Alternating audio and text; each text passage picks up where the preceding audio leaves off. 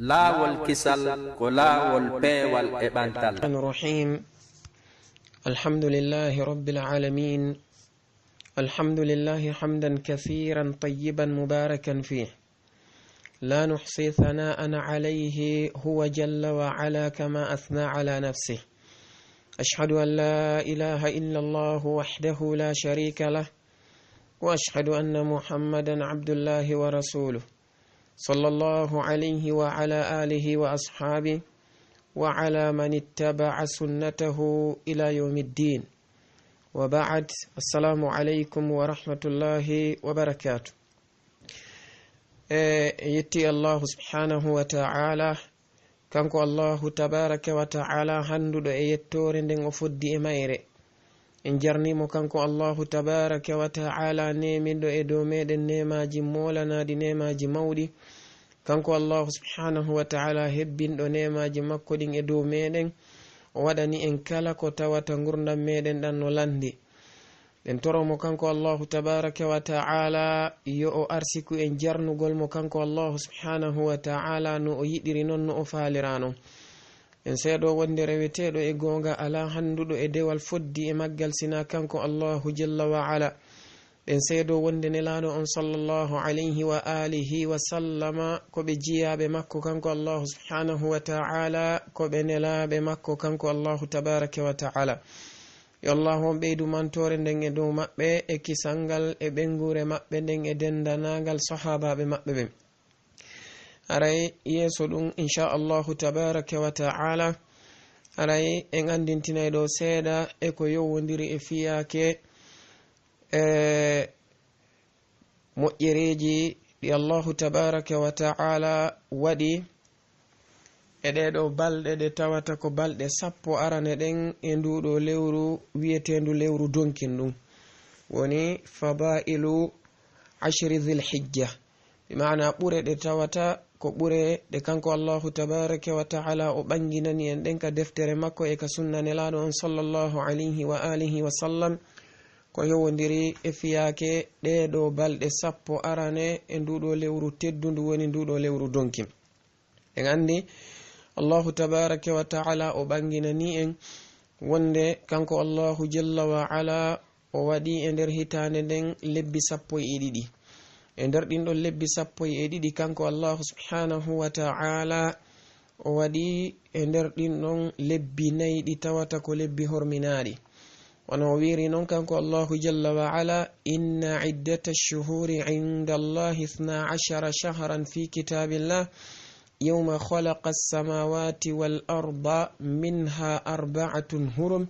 فلا تظلموا فيهن أنفسكم ذلك الدين القيم فلا تظلموا فيهن أنفسكم. كانكو الله تبارك وتعالى وي wonde ande deno limore ɗiɗo ñalɗi ɗiɗo lebbike allahu tabaraka wa ta'ala ko ɗi 12 o wi wonde no e majji lebbi 4 ɗi tawata ko lebbi horminaɗi. ɗinɗo lebbi 4 ɗi tawata ko horminaɗi ɗin no anda wonde tatiji ɗin no jokkodiri woturu ndun no pottitiɗi seeɗa. tatiji jokkodirɗi ɗin ko sabbordu donkin kañumma e lewru donkin ndun kañumma e lewru jombente ndun. woturu pottitino ndun seeɗa ko ɗum woni lewru rajibi ndun. allahu tabaraka wa ta'ala o wi en fala tazlimu fihinna anfusakum, wata on toñu wonkiji moɗon ɗin e nder ɗiɗo lebbi. mana mum no anda wonde allahu tabaraka wa ta'ala no haɗi en yeddugol mo e lundagol mo e lundagol nelaɗo makko sallallahu alayhi wa sallama e nder lebbi ɗin ɗi fo majji. no jeeya kadi e lebbi ɗi o tentini moƴƴa kanko allahu azza wa jalla tertagol geddi ɗin ɗiɗo lebbi ɗi tawata ko lebbi horminaɗi ɗin. haray noon no jeeya e ɗinɗon lebbi horminaɗi nduɗo lewru teddundu woni nduɗo lewru donkin ndu tawata ko jango woni mayru on inchallahu tabaraka wa ta'ala. aray en andi allahu tabaraka wa ta'ala no waɗani en enen ɓeɗo julɓe sa'aji ɗi tawata ko sa'aji hewuɗi ɗi kanko allahu jalla wa ala o ɗuɗɗini baraji ɗin e nder ɗinɗon sa'aji ɗi o waɗi kanko allahu subhanahu wa ta'ala dewe ɗe neɗɗanke on rewata mo e ɗinɗon sa'aji tawa on tigi heɓay baraji ka makko ɓuri sa'aji ɗi tawata ko luttuɗi ɗin. no jeeya e ɗinɗon noon ɗeɗo balɗe 10 arane ɗo e nduɗo lewru teddundu woni nduɗo lewru donkin. aray ɗeɗo balɗe sappo arane e nduɗo lewru donkin kanko Allahu tabaraka wa ta'ala no jeeya e ɓure ko o ɓanginani en fi muɗum tawde o wondiri jemmaji kañum nduɗo lewru e jemmaji ɗeɗo balɗe sappo nduɗo lewru balɗe sappo bi ma'ana arane ɗen wono o wiri noon ka suratul fajri o wi wal fajri wa layalin ashrin kanko Allahu tabaraka wa ta'ala o wondiri oɗo fajiri o wi wonde o wondiri ɗiɗo jemmaji sappo e andi Abdullahi ibn Abbas kañumma e Abdullahi ibn Zubair kañumma e Imam Mujahid ɓeɗo fuu ko ɓe maaki ko wonde ko fanda e ɗinɗon ñalɗi bi ma'ana jemmaji ɗin sappo ɗon ko jemmaji bi ma'ana ɗiɗo ñalɗi sappo arani e nduɗo lewru donki Imam Ibn Kathir tigi e hoore maɓɓe ka tafsiru maɓɓe ko ɗum ɗon woni ko ɓe ɓuri sellinde kanko Allahu tabaraka wa ta'ala wondirgol makko ɗiɗo ko hollugol wonde ko hittuɗi moƴƴa ko himmuɗi ka makko kanko Allahu tabaraka wa ta'ala ko tedduɗi moƴƴa o wi kanko Allah subhanahu wa ta'ala e aya go ka suratul hajj o wi wa yadhkuru smallahi fi ayyamin ma'lumat bi ma'ana ɓe janto inde Allahu tabaraka wa ta'ala e nder ñalɗi ɗi tawata ko ñalɗi andaɗi Abdullah ibn Abbas ɓe maaki wonde ko fanda e ɗinɗon ñalɗi ko ɗiɗo ñalɗi sappo ñalormaji sappo arani ɗin e nder nduɗo lewru donkin jantagol inde Allahu tabaraka wa ta'ala e ɗiɗo ande ɗiɗo ko ñalɗi ɗi tawata ko ñalɗi ɗi on neɗɗanke on jantoto inde Allahu subhanahu wa ta'ala e muɗum ko heewi ɗiɗo ñalormaji no anda wonde ko ɗiɗo woni ñalormaji ɗi tawata ko ɓuraɗi yiɗede ɗin e ñalormaji ɗin fop ka Allahu subhanahu wa ta'ala e nder hitande nden nde fo mayre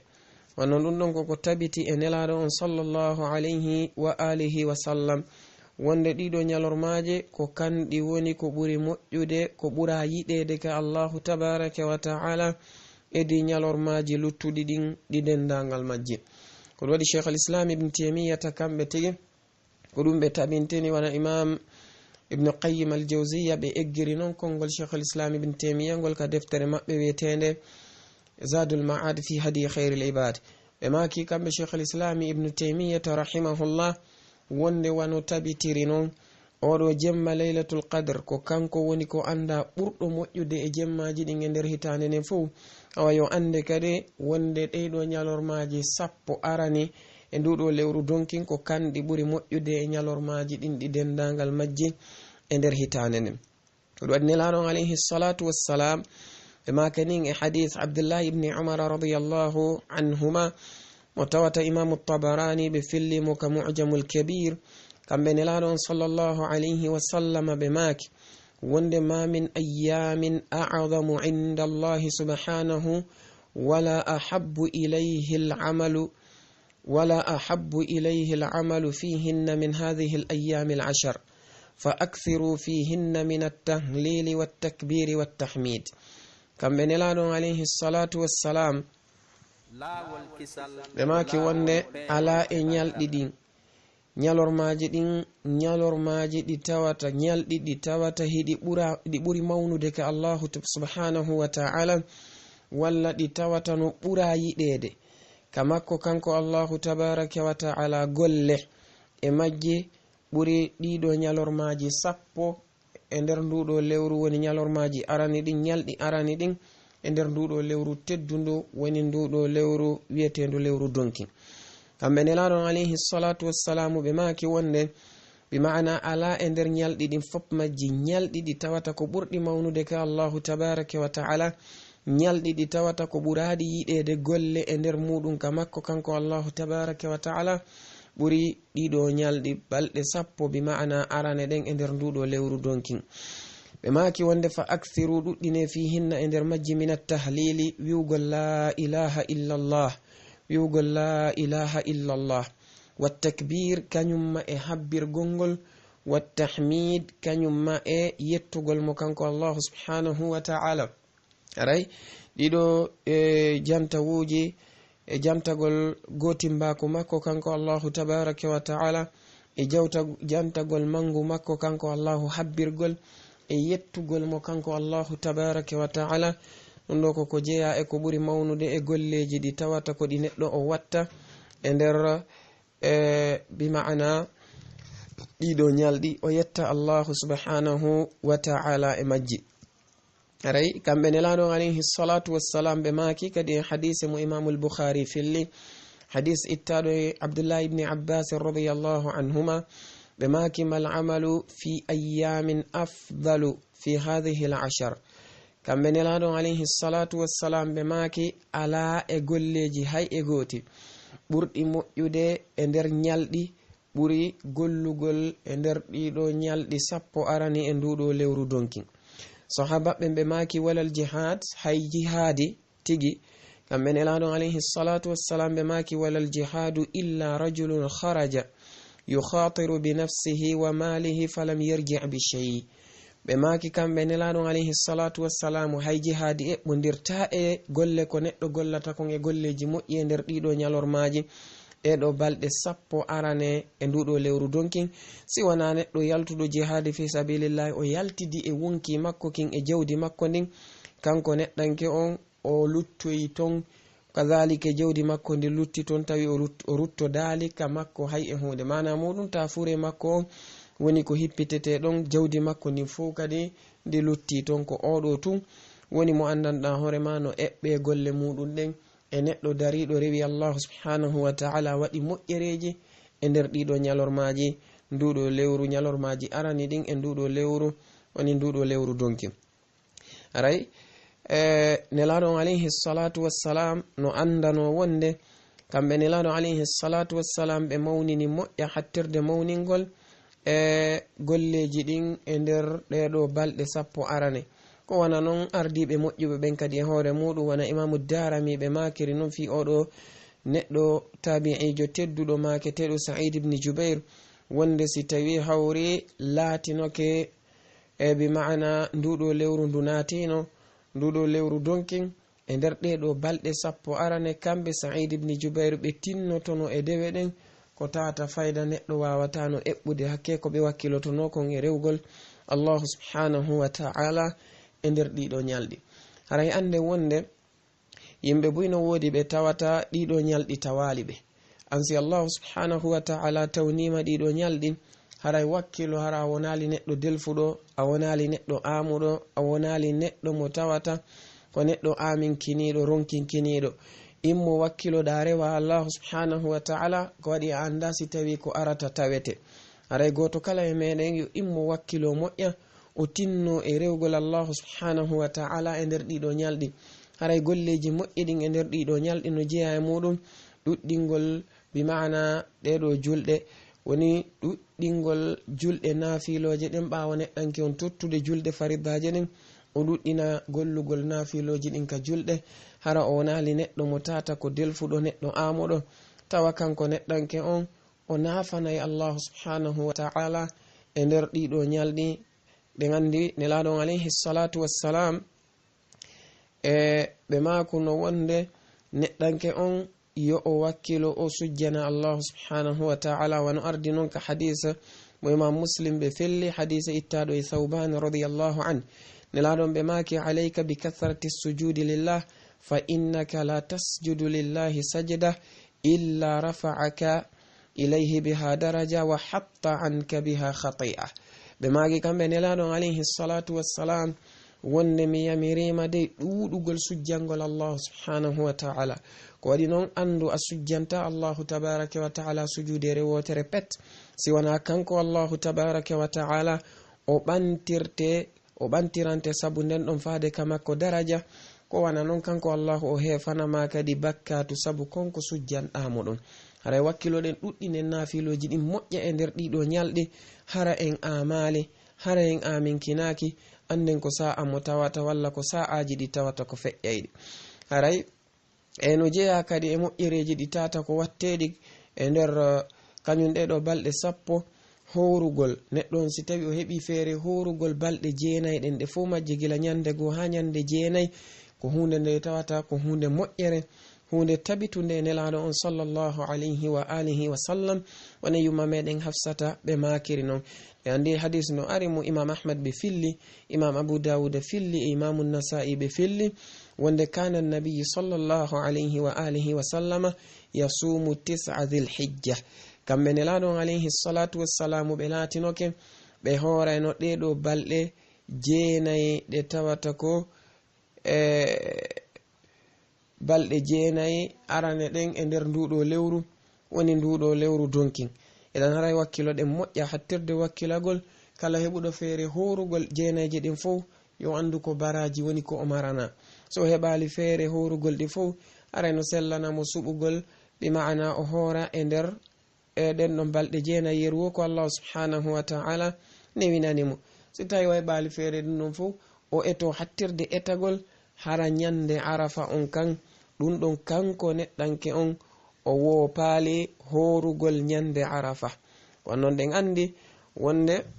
nyande arafa on ɗum ɗon nelaɗon alayhi salatu wassalamu ɓe makani en wonde kala manin neɗɗo horuɗo nyande arafa Allah subhanahu wa ta'ala yafantomo bakkatuji makko to soki hitande yawtude nden e ko luttiti kon e nden ɗon hitande e hoore mayre. idan haray neɗɗanke on ko yo wakkilo hattirde wakkilagol hara ngal ɗon nyallal ngal lawakimo kanko neɗɗo on tigi hoore makko. kamɓe nelaɗon alayhi salatu wassalamu ɓe makani en wonde neɗɗo on si tawi hawri o hoori ngal ɗon nyallal woni nyallal arafa ngal yo andu hiɓe tanƴini kamɓe nelaɗon alayhi salatu wassalam ka Allahu azza wa jalla yafantomo hitande yawtude nden e hitande nde tawata ko hikkitude ɗon nden. haray wakkilo ɗen hattirde wakkilagol hara en delfali hara en amali no jiya e moƴƴereji ɗi tawata ko moƴƴereji